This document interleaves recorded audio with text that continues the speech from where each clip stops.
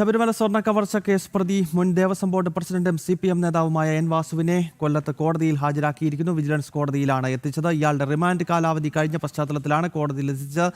M Manoj ചേരുകയാണ്. മനോജ്, കോടതി നടപടികൾ ആരംഭിച്ചു. ഗൗതം 11 മണിയോടുകൂടി തന്നെ കോടതി നടപടികൾ ആരംഭിക്കും. N വാസുവിന്റെ റിമാൻഡ് കാലാവധി കഴിഞ്ഞതിനെ തുടർന്നാണ് വീണ്ടും വിജിലൻസ് കോടതിയിൽ ഹാജരാക്കി റിമാൻഡ് കാലാവധി കൂട്ടി നിൽക്കുന്നത്. എന്തായാലും N വാസു സമർപ്പിച്ചിരുന്ന ജാമ്യ ഹർജികൾ ഹൈക്കോടതി ഉൾപ്പെടെ തള്ളിയിരുന്നു. ആദ്യം വിജിലൻസ് കോടതിയിൽ സമർപ്പിച്ച ജാമ്യ ഹർജി തള്ളിയതിന് പിന്നാലെയാണ് ഹൈക്കോടതിയെ സമീപിച്ചത്. എന്തായാലും ഇതുവരെയും കേസിൽ അറസ്റ്റിലായ പ്രതികൾക്കൊന്നും തന്നെ ജാമ്യം നൽകിയിട്ടില്ല. ആകെ 9 പ്രതികളാണ് ശബരിമല സ്വർണ്ണ കവർച്ച കേസുമായി ബന്ധപ്പെട്ട് അറസ്റ്റിലായത്. ഏറ്റവും ഒടുവിലായി അറസ്റ്റിലാകുന്നത് smart creation CEO Pankaj Bhandari, അതോടൊപ്പം തന്നെ സ്വർണ്ണ വ്യാപാരിയായിട്ടുള്ള ഗോവർദ്ധൻ ഉൾപ്പെടെയുള്ളവരാണ്.